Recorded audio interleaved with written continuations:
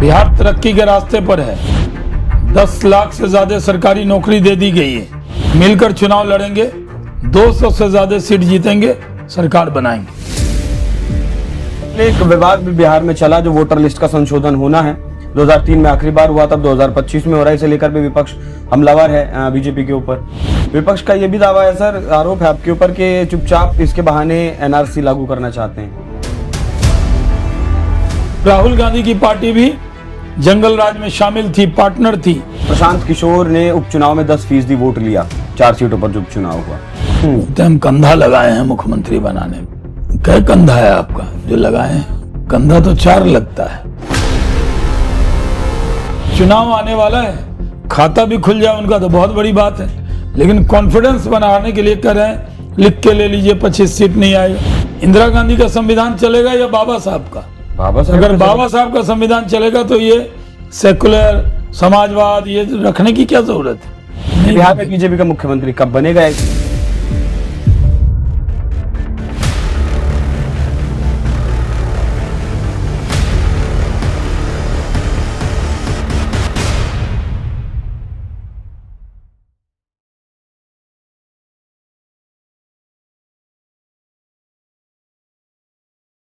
नमस्कार, NMF news पर आप सभी का बहुत स्वागत। मैं हूं आपके साथ अभिषेक कुंडी। 1986 में बीजेपी का दामन थामा।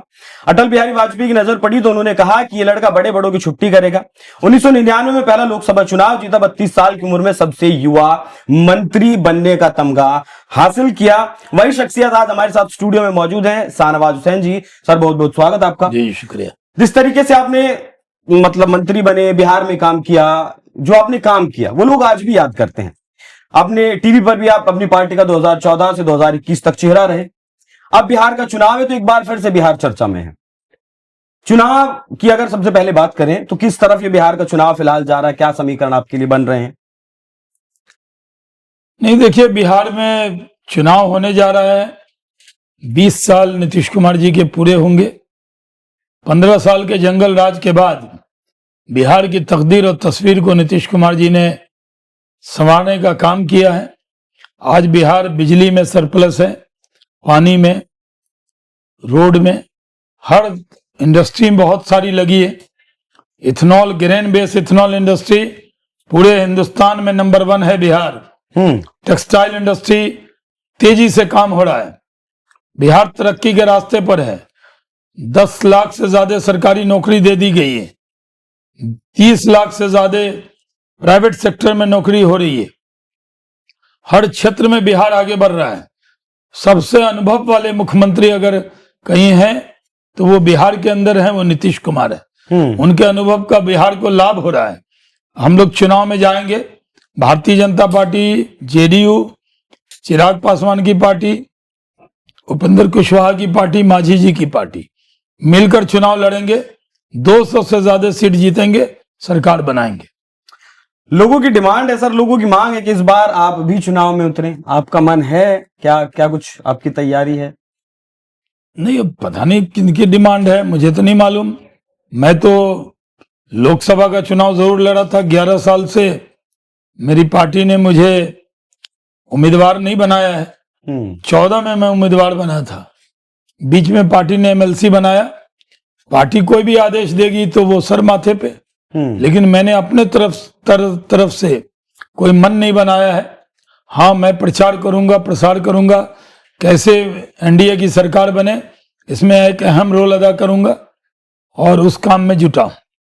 17% बिहार में मुस्लिम आबादी है सर। उस आबादी को लेकर लालू प्रसाद यादव की पार्टी, नीतीश कुमार के पास भी कुछ वोट बैंक है। फिर जनसुराज में प्रशांत किशोर भी उसी पर नजर गड़ाए बैठे हैं। ओवैसी भी उसी पर काम कर रहे हैं। आप कितना वहां इस बार उम्मीद है कि मुस्लिम वोट बैंक कितना बीजेपी की तरफ आएगा? देखिए, जो 15 साल पहले मुस्लिम जरूर भी बीजेपी के साथ नहीं थे, ज्यादातर आरजेडी के साथ थे। जब नीतीश कुमार जी आए 15 से 20 में, उस वक्त 2005 से 10 में उन्होंने काम किया था। 2010 में बड़ी तादाद में मुस्लिम ने भी नीतीश कुमार जी और बीजेपी को वोट दिया। हम लोग 200 से ज्यादा सीट जीते। अभी तो डबल इंजन की सरकार है। सबका साथ, सबका विकास है। न्याय के साथ बिहार में विकास है। डेवलपमेंट की नई गाथा लिखी जा रही है। आज बिहार में इंडस्ट्री लग रही है। आप चले जाइए बक्सर के नवानगर में पेप्सी का प्लांट, कोको कोला का प्लांट, इथेनॉल का प्लांट। आप चले जाइए बेगूसराय में, जब मैं इंडस्ट्री मिनिस्टर था तब की बात बता रहा हूँ, वहाँ पेप्सी का प्लांट, इथेनॉल का प्लांट, प्लास्टिक पार्क प्राइम का, और कई इंडस्ट्री वहां लगी। आप मुजफ्फरपुर के मोतीपुर में चले जाइए, 4 इथेनॉल प्लांट, एक मेगा फूड पार्क, एक अडानी का सीमेंट प्लांट, बड़ी बड़ी इंडस्ट्री लग रही है। बेला इंडस्ट्रियल एरिया में लग रही है। अभी मिथिला में चले जाइए, पंडौल में 50 एकड़ में टेक्सटाइल का बहुत बड़ा प्लांट लग रहा है और टेक्सटाइल की फैक्ट्री लग रही है वहां, उसमें हजारों लोगों को रोजगार मिलेगा। तो ये काम जब इंडस्ट्री मिनिस्टर में था तब मैंने शुरू किया, अब उसके उद्घाटन होने शुरू हो गए। वो इंडस्ट्री के सेक्टर में भी बड़ा काम हुआ है। लोग कह रहे हैं बिहार में उद्योग नहीं है, उद्योग नहीं है। भाई ग्रेन बेस इथेनॉल में है तो बिहार ग्रेन बेस इथेनॉल में नंबर 1 है। ग्रेन से जो बनता है, मक्का का दाम पहले 800, 900, 1000 था, आज 2200, 2400, क्योंकि इंडस्ट्री में किसानों के चेहरे पर लाली आई। तो हम लोग बिहार में काम कर रहे हैं। अभी हमने 400, 500 रुपए जो मिलते थे वृद्धा को, उसको 1100 कर दिया। बिहार में गरीबों में खुशी है और नीतीश कुमार जी पूरी ताकत से काम कर रहे हैं। हमारे जो विधानमंडल दल के नेता हैं सम्राट चौधरी जी, पूरी ताकत से नीतीश कुमार जी के साथ खड़े हैं और इकट्ठे होकर दोनों काम कर रहे हैं। विजय सिन्हा जी भी उसमें उप मुख्यमंत्री के नाते पूरे मंत्री सहयोग कर रहे हैं। तो इसमें कोई शक नहीं कि ये जो चुनाव आएगा इसमें एनडीए जीतेगा। 200 से ज्यादा सीट हम लोग 225 का लक्ष्य इस बार एनडीए ने रखा है, तो वो अचीव कर लेंगे इस बार विधानसभा? नहीं, मैं मानता हूं 200 से ज्यादा सीट हम लोग जीतने वाले हैं।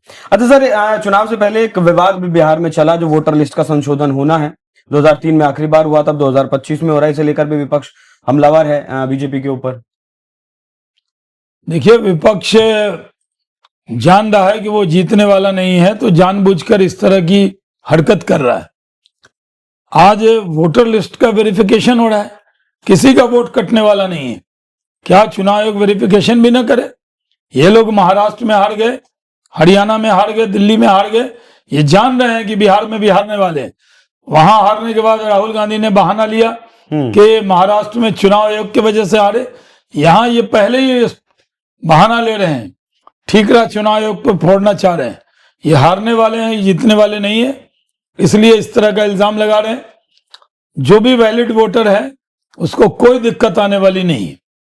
विपक्ष का यह भी दावा है सर, आरोप है आपके ऊपर कि चुपचाप इसके बहाने एनआरसी लागू करना चाहते हैं। ये लोग तो पहले कह रहे थे सीए लागू होगा तो मुसलमानों की नागरिकता चली जाएगी, जबकि सिटीजनशिप अमेंडमेंट एक्ट नागरिकता देने वाला कानून था, लेने वाला कानून नहीं था। आज वोटर वेरिफिकेशन हो रहा है, इसको ये लोग दुष्प्रचार कर रहे हैं कि एनआरसी लागू हो रही है। खासकर मुसलमानों को डराया जा रहा है। ये आरजेडी कांग्रेस के नेताओं से कहना चाहता हूं, खुदा से डरने वाली कौम को बीजेपी और आरएसएस से मत डराओ, चुनाव आयोग से मत डराओ। राहुल गांधी ने बिहार को क्राइम कैपिटल कहा है। जिस तरीके से अभी एक मर्डर एक व्यापारी का बिहार में हुआ, उसके बाद राहुल गांधी का आरोप है कि बिहार एक क्राइम कैपिटल की तरह बनती जा रही है। देखिए, मुझे सख्त एतराज है, एक बिहारी होने के नाते मुझे इस बात पे एतराज है कि बिहार को क्राइम कैपिटल कहना। गोपाल खेमका की वहां हत्या हुई जी, दुखद है। मैं भी उनको व्यक्तिगत तौर पे जानता था। जो अपराधी हैं वो बख्शे नहीं जाएंगे। अपराध और अपराधियों से कोई समझौता नीतीश कुमार ने कभी नहीं किया।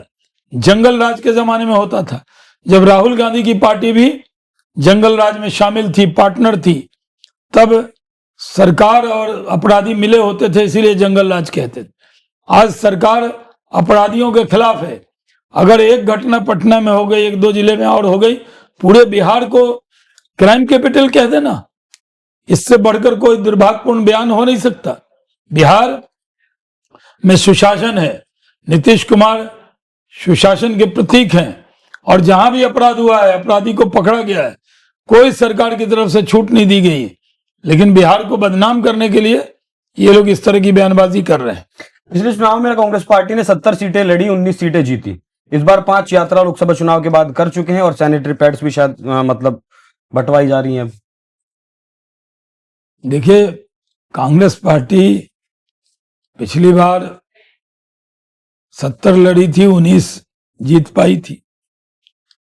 इस बार 0 पे आउट हो जाएगी कांग्रेस। दिल्ली वाला हाल होगा, खाता भी नहीं खुलेगा। दिल्ली में भी लड़े थे ना 70 पे, अब जाए जरा 70 पे, मिलेगा 0। इनको कुछ होने वाला नहीं है। कांग्रेस पार्टी की कोई हैसियत बिहार में नहीं है। लालू जी की दया कृपा पे है, खाता ना बही। कांग्रेस के लिए लालू जी जो कह दें वो सही। अच्छा सर, कांग्रेस पार्टी अगर बिहार में अकेले चुनाव लड़े, जैसा आपने दिल्ली का उदाहरण दिया, तब कुछ जनाधार है कांग्रेस पार्टी का बिहार में? कहाँ जनाधार है कांग्रेस का? कांग्रेस को कुछ नेता हैं जो अपने दम पे थोड़ा बहुत हैसियत रखते होंगे, लेकिन उसके अलावा तो कोई जनाधार नहीं है। कौन उनके साथ है? माई समीकरण कहते हैं तो मुस्लिम यादव कहते हैं लालू जी के साथ। माई बाप बना दिया तो उन्होंने। वो बनाने से क्या होगा? कोई माई बाप नहीं इन लोगों का। ये तो माई बहन कर रहे थे, तो वो भी सबको कह रहे हैं माई बहन योजना लाएंगे। सरकार में है नहीं, योजना बड़ी बना रहे हैं। पहले लोकसभा के चुनाव में कहते थे फटाफट फटाफट, खटाखट खटाखट, खटाखट कहाँ रह गया? वो डरा रहे थे लोकसभा के चुनाव में संविधान का नाम लेके कि संविधान खतरे में। जो कांग्रेस पार्टी जिसने इमरजेंसी लगाई, संविधान को कैद किया, वो संविधान खतरे में कह रही थी। चलते थोड़ा सा बिहार से बाहर अगर चलें, महाराष्ट्र में हिंदी को लेकर बड़ा बवाल मचा है। 20 साल बाद राज ठाकरे, उद्धव ठाकरे एक मंच पर आए। वीडियोस आपने भी देखा होगा किस तरीके से हिंदी बोलने वाले लोगों के साथ व्यवहार महाराष्ट्र में किया जा रहा है। ये किस तरीके की राजनीति है? देखिए, ये लोग बीएमसी का चुनाव आ रहा है, उसको ध्यान में रखकर ये दोनों इकट्ठे हुए हैं और इनके पास कोई मुद्दा नहीं है, तो ये मराठी और हिंदी भाषी के बीच में विवाद पैदा करना चाहते हैं। भाई, मुंबई में तो बॉलीवुड है और वो इतनी हिंदी सिनेमा तो होती है। वहां के 86% लोग हिंदी बोलते हैं वहां, मतलब नॉन मराठी जो है बोलते हैं। अब भाई, मराठी का पूरा सम्मान है, मराठी खूब बोलना चाहिए। जिसको मराठी नहीं आती, मराठी सीखनी भी चाहिए। लेकिन आप कोई हिंदी बोले तो उसको पीटेंगे, मारेंगे। ये यही हरकत कर रहे हैं। इनकी हिम्मत नहीं है कि इसके अलावा कोई मुद्दा उठाए। इनके पास कोई घिसा पुटा एक ही मुद्दा रहता है। ये बहुत दुर्भाग्यपूर्ण है जिस तरह की हरकत वो लोग कर रहे हैं। सर, सोशल मीडिया पर लोग एक सवाल पूछ रहे हैं कि जिस तरीके से ये मुद्दा उठा और लोग वहां मारपीट का शिकार हुए, तो देवेंद्र फडणवीस को और ज्यादा सख्ती के साथ ये जो कुछ चंद गुंडे टाइप के लोगों को मार रहे हैं, उनके साथ सिचुएशन को हैंडल करना चाहिए था। नहीं, खुद मुख्यमंत्री देवेंद्र फडणवीस जी ने कहा है कि किसी को भी कानून को हाथ में लेने का अधिकार नहीं होगा। जो लोग ये हरकत कर रहे हैं उन पर कार्रवाई होगी। जो कर रहे हैं उन पर कार्रवाई होगी। चलिए वापस बिहार पर अगर आए तो प्रशांत किशोर ने उपचुनाव में 10% वोट लिया 4 सीटों पर जो उपचुनाव हुआ। अब वो लगातार मेहनत कर रहे हैं। जिस तरीके की जानकारी मुझे कि मतलब बड़े बड़े लोगों को, जो बीजेपी से लोग नाराज हैं, उन्हें अपने साथ जोड़ रहे हैं। वो कितना बड़ा फैक्टर इस चुनाव में साबित होने वाले हैं आप लोगों के लिए? क्योंकि लगातार उनके टारगेट पे नीतीश कुमार हैं, बीजेपी को कुछ नहीं कह रहे हैं। देखिए, प्रशांत किशोर जी नीतीश कुमार को टारगेट कर रहे हैं और अपनी तारीफ खुद कर रहे हैं। कहते हैं हम कंधा लगाए हैं मुख्यमंत्री बनाने में। अच्छा भाई, कंधा लगाए? क्या कंधा है आपका जो लगाए हैं? कंधा तो 4 लगता है। कंधा 4 लगता है सर। इनका तो अकेला कंधा था। इन्हीं की वजह से सब जीत गए। और यूपी में गए थे कांग्रेस को लगाना, एक से एक आइडिया दिए, खटिया लेके आओ, खटिया बैठक, खटिया लेके भाग गया लोग। तो ये जहां हार जाते हैं वहां की चर्चा नहीं करते। उस बात का पैसा भी लिया होगा ना सर। इलेक्शन स्ट्रेटजिस्ट हैं, पैसे लेके काम करते रहे। पहले दूसरों के लिए करते थे, अब खुद आजमाना चाहते हैं। पहले दूसरों के लिए मिठाई बना रहे थे, अब खुद मिठाई खाना चाहते हैं। तो ये अपने तौर पे पार्टी बनाइए, मेहनत करना पड़ेगा, मेहनत करेंगे। और पिछली बार भी जो उनको वोट आया था, 1 सीट पर मुसलमान कैंडिडेट के नाम पे, 1 सीट पर पासवान कैंडिडेट के नाम पे, और जो तीसरी चौथी सीट थी वहां पे तो उनको कोई वोट आया नहीं। वो तो 2 कैंडिडेट ने अपने दम पे वोट ले लिया था। इसलिए परसेंटेज दिख रहा है। तो चुनाव आने वाला है, खाता भी खुल जाए उनका तो बहुत बड़ी बात है, लेकिन कॉन्फिडेंस बनाने के लिए कह रहे हैं लिख के ले लीजिए 25 सीट नहीं आएगा। हाँ, अब ये तो उनका promised दावा है। है कि राजनीति छोड़ दूंगा अगर 25 सीट से ज्यादा आ गई। वो राजनीति में थे कब, अभी आए हैं, अभी नहीं मिलेगा, इस बार नहीं होगा तो छोड़ना ही पड़ेगा। वो राजनीति में कब से हैं, वो तो स्ट्रेटजी बना रहे हैं ना। तो स्ट्रेटजी बना रहे हैं, अपना बना रहे हैं अपने लिए। पहले दूसरों के लिए बनाते थे, अब खुद बना रहे हैं। मेहनत तो कर रहे हैं, लेकिन जनता नीतीश कुमार जी के साथ है, एनडीए के साथ है, मोदी जी के साथ है। हम लोग 200 सीट जीतेंगे, 22 या 23 सीट महागठबंधन को आएगी, और इनको भी एक आध सीट आ जाए तो बड़ी बात है। अब मैं तो आपको कहता हूं लिख के रख लीजिए, खाता भी नहीं खुलेगा। प्रशांत किशोर का ठीक है सर, ये जब चुनाव होंगे उसके बाद हम आपका एक जी clip जी, जो हम है आएंगे, सुरक्षित रखेंगे, इस पर आपसे जरूर हम चर्चा करेंगे। उनका दावा ये भी है कि मतलब अगर बात करें सीट बंटवारे पर कोई बातचीत हुई आपके और नीतीश कुमार के बीच, बाकी जो पार्टियां हैं? ये सही वक्त पे हो जाएगी। हम लोग बहुत पुराने सहयोगी हैं। एक बात तय है, चिराग पासवान जी, नीतीश कुमार जी, मांझी जी, उपेंद्र कुशवाहा जी और भारतीय जनता पार्टी मिलकर चुनाव लड़ेंगे और जीतेंगे। बड़े भाई की भूमिका में कौन रहेगा सर? भाई क्या होता है, राजनीति में साथी होता है, बड़े साथी के भूमिका में कोई बड़ा छोटा नहीं होता, राजनीति में सब साथी सहयोगी होते हैं। चिराग पासवान का आपने जिक्र किया, बिहार में इस वक्त विधानसभा को लेकर कुछ ज्यादा एक्टिव है। अफवाह ये भी चली कि वो मतलब केंद्र छोड़कर बिहार में अपनी किस्मत आजमाना चाहते हैं। अरे वो नरेंद्र मोदी जी को कहाँ छोड़ने वाले हैं, उनकी टीम में जिनके मोदी का कैप्टन हनुमान बताया नरेंद्र, जाता है। तो कैप्टन राम जी को छोड़ के हनुमान जा सकते हैं, उनकी टीम में है। और बिहार के अंदर चुनाव होगा तो जो अपने चिराग पासवान है वो मेन प्लेयर है। वहां वो पूरे 243 सीटों पर प्रचार करेंगे, प्रसार करेंगे, चुनाव लड़ाएंगे, और हर सीट को महत्वपूर्ण मानते हैं। वो पूरी मेहनत करेंगे, हर पार्टी 243 पे मेहनत करेगी, और जहां जो लड़ेगा वो लड़ेगा, लेकिन इकट्ठे होकर हम लोग लड़ेंगे, जीतेंगे। सर सिर्फ बिहार की ही बात नहीं है, पूरे देश की भी अगर मैं बात करूं तो बीजेपी के पास जो मतलब अल्पसंख्यक चेहरे हैं, उन सबसे बड़े चेहरों में आपका नाम आता है। आप ही ने कहा कि 2014 में आपने आखिरी बार चुनाव लड़ा था, उसके बाद चुनाव नहीं लड़ा। इस बार आपकी क्या रणनीति रहने वाली है? क्या कुछ उम्मीद है पार्टी की तरफ से? क्या जिम्मेदारी इस विधानसभा चुनाव में आपको मिलेगी? अगर मतलब वो नहीं मिलती है तो आप किस तरीके से अपना अब वो जो वोट बैंक देखिए, है मैं बीजेपी का कार्यकर्ता हूं, मुझे जो जिम्मेदारी पार्टी देगी उसको निभाऊंगा। जो जिम्मेदारी पार्टी देगी वो आप निभाएंगे। एक और विवाद अभी पिछले दिनों चला सर, सेक्युलर और सोशलिस्ट जो शब्द हैं संविधान में के मूल प्रियम्बल में अच्छा, 49 तक नहीं थे, इमरजेंसी में लगा, इमरजेंसी में ये 75 में जोड़ा गया। हटने चाहिए शब्द? अरे क्या भाई, मतलब है? जो चीज क्यों जोड़े गए? इमरजेंसी बुरी थी तो इमरजेंसी में जो चीज लग गई वो अच्छी हो सकती है। बाबा साहब ने लिखा था, नेहरू जी ने लिखा था, डॉक्टर राजेंद्र प्रसाद ने लिखा था, ये कैसे इसमें जोड़ दिया गया? जो चीज बाबा साहब के संविधान में वही रहना चाहिए। इंदिरा गांधी का संविधान चलेगा या बाबा साहब का? बाबा साहब अगर बाबा साहब का संविधान चलेगा तो ये सेकुलर समाजवाद ये रखने की क्या जरूरत है? हटने चाहिए, एकदम हटना चाहिए। मतलब क्या कर रही है बीजेपी इसके लिए कि हटे? संसद में चर्चा हो, कम से कम चर्चा तो हो। वो जब चर्चा करेगा, नेतृत्व तो करेगा।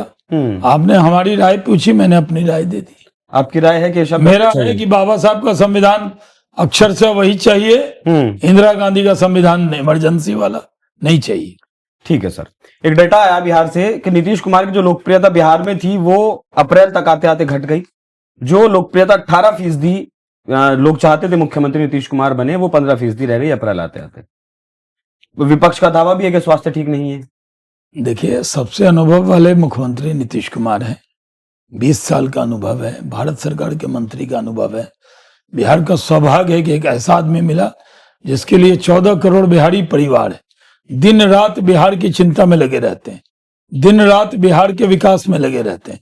कहां से कहां जंगल राज से बिहार को निकालकर सुशासन का राज बनाया है। आज बिहार में तरक्की की नई गाथा लिखी है, और इतने अनुभव वाले जब मुख्यमंत्री हैं, क्यों छोड़ा जाएगा उनको? क्यों छोड़ा जाएगा उन्हें? ठीक है सर। अरविंद केजरीवाल भी किस्मत आजमाना चाहते हैं बिहार में इस बार? हाँ, अरविंद केजरीवाल भी जाना चाहते हैं। देखिए किसको ज्यादा परसेंटेज वोट मिलता है, अरविंद केजरीवाल को या प्रशांत किशोर को। दोनों में, मतलब उनकी दोनों में आपस में लड़ाई है? हाँ, दोनों नई बार पहली बार लड़ रहे हैं दोनों। 2% इनको मिलता है कि 1% उनको मिलता है, ये वक्त बताएगा। ठीक है सर। बिहार में बीजेपी का मुख्यमंत्री, मतलब बीजेपी का, एनडीए का नहीं, बीजेपी का मुख्यमंत्री, इसके बाद मतलब पार्टी से कुछ तैयारियां कर रही है? क्योंकि बिहार से ऐसे बहुत सारे सवाल आते हैं। नहीं, बिहार में बीजेपी का मुख्यमंत्री कब बनेगा या इस बार देखिए बीजेपी के पास गैलेक्सी ऑफ लीडरशिप है, एक से एक नेता है। और दलों में तो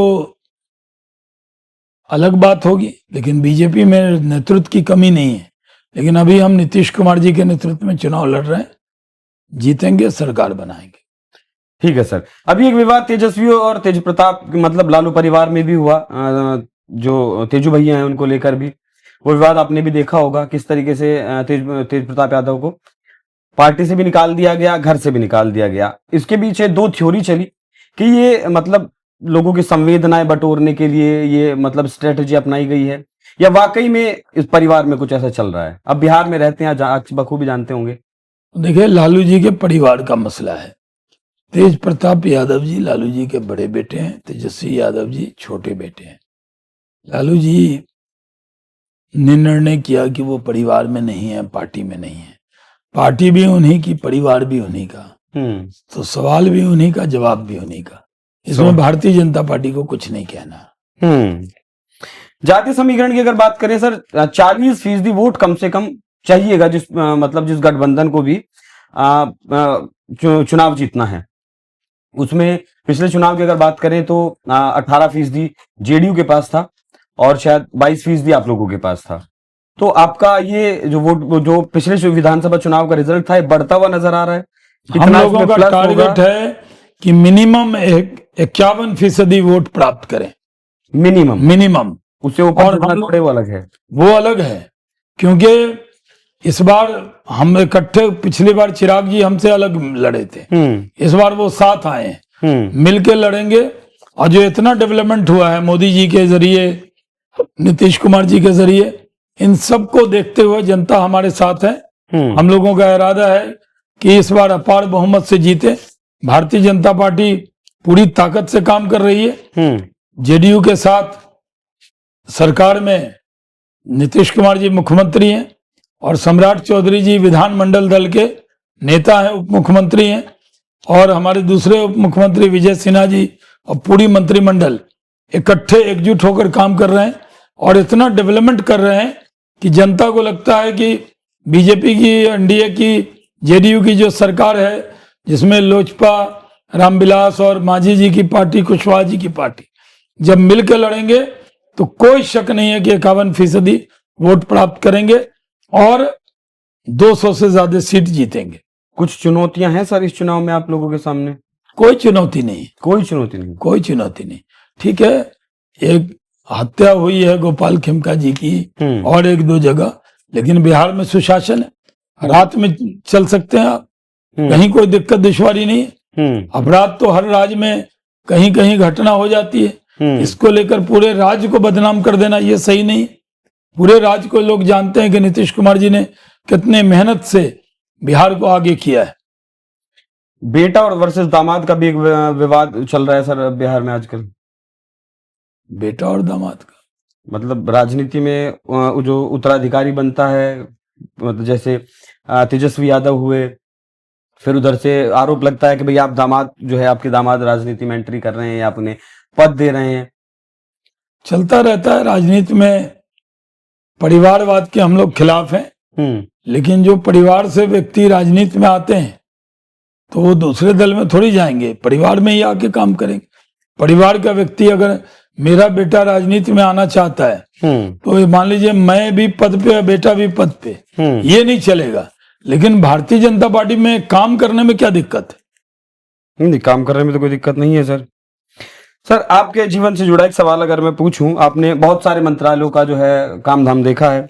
खाद्य मंत्रालय आपके पास रहा, युवा मामले, मानव संसाधन विकास मंत्रालय आपके पास रहा, नागरिक उड्डयन मंत्रालय आपके पास रहा, कोयला मंत्रालय आपके पास रहा, कपड़ा मंत्रालय आपके पास रहा। सबसे ज्यादा मजा आपको कौन से जो है कार्यकाल में आया और कौन सा विभाग संभालने में आया? बिहार का उद्योग मंत्री बनने में, जब जीरो से शुरू करना हो, स्क्रैच करके शुरू करना हो, जहां नाउमीद हो जाए, नाउमीदी में मैंने उद्योग की नाउमीदी थी, मैंने जुगनू की तरह चमक कर अंधेरे को चुनौती दी, बिहार में इंडस्ट्री लगा कर दिखाया। तो ये मेरे लिए बहुत बड़ी उपलब्धि है। सर, ये कन्हैया लाल जैसे मतलब जो नेता हैं, मतलब कांग्रेस पार्टी के, वो चैलेंज करते हैं ऐसे, मतलब बेवजह के, मेरी वजह से तो, मेरी तरफ से तो बेवजह के बयान है कि यहाँ के पानी पर नजर है, इसलिए यहाँ सड़क इसलिए बना रहे हैं कि यहाँ इंडस्ट्री इसलिए लगा रहे हैं कि बिहार की जमीन पर नजर है। इस तरीके पता नहीं कैसे कैसे जो है ये बयान देते। इसको कन्हैया को कोई सीरियस लेता नहीं है। फिर कांग्रेस पार्टी क्यों सीरियस ले, मतलब इतना चुनाव में क्यों उतारा? राहुल गांधी को लोग सीरियस नहीं लेते, कांग्रेस पार्टी सीरियस लेती है। मतलब अपने जैसे नेता वो आगे उतार। हाँ, तो ऐसे ही करेंगे। वो तो राहुल गांधी कहते थे इधर से आलू डालो उधर से सोना निकलेगा। ये कन्हैया तो उससे भी आगे निकल गया, कह रहा है कि रोड इसलिए बना रहे हैं कि पानी ले जाएंगे यहाँ से। बताइए क्या बयान है। तो ये बयान सुनकर कोई भी समझदार व्यक्ति हंसेगा और क्या कहेगा। मतलब बिहार के लोग भी अब इनकी चर्चा नहीं करते हैं। कोई कन्हैया जहां प्रचार करने जाएं, यात्रा करने जाते हैं, कोई चर्चा ही नहीं है। कांग्रेस का क्या चर्चा है? वहां तो लालू जी को सीट दे देंगे, कांग्रेस ही लड़ लेंगे, और तो कोई चर्चा है नहीं। ठीक है सर, जाते जाते बिहार की जनता के लिए संदेश, जिस तरीके से चुनाव अब नजदीक है। बस हमारा संदेश यही है कि ये चुनाव आ गया है, बहुत से लोग आएंगे, बहुत सा सपना दिखाएंगे, जाल बिछाएंगे, उनके जाल में नहीं आना है। नीतीश कुमार जी के नेतृत्व में एनडीए चुनाव लड़ रहा है। आइए फिर से एक बार मौका एनडीए को दीजिए। हम लोग बिहार में उद्योग को आगे लगाएंगे, रोजगार को बढ़ाएंगे, बिहार को तरक्की याफ्ता स्टेट बनाएंगे। बिहार को संवारा है और बिहार को संवार कर दिखाएंगे, और ज्यादा बिहार को संवार कर दिखाएंगे। बहुत बहुत धन्यवाद सर आपका, आप स्टूडियो में आए। ये थे हमारे साथ शाहनवाज हुसैन जी, जिनसे हमने बिहार का जो आगामी चुनाव है विधानसभा, उसको लेकर ज्यादातर सभी सवालों पर बातचीत करने की कोशिश की। पक्ष के जो दावे या पक्ष के जो आरोप, विपक्ष के जो आरोप हैं उन पर भी बात की, और जो सत्ता पक्ष के, मौजूदा सत्ता पक्ष के जो दावे हैं उन पर भी बात की। और जिस तरीके से सर कह रहे हैं कि विकास किया है बिहार में और आगे और ज्यादा विकास करेंगे, एक दो मामले को लेकर आप पूरी सरकार को, उसके पूरे कार्यकाल को जज नहीं कर सकते। बाकी सर एक बार फिर बहुत बहुत धन्यवाद आपका। दर्शकों, आपको चर्चा कैसी लगी कमेंट कर जरूर बताइएगा। नमस्कार।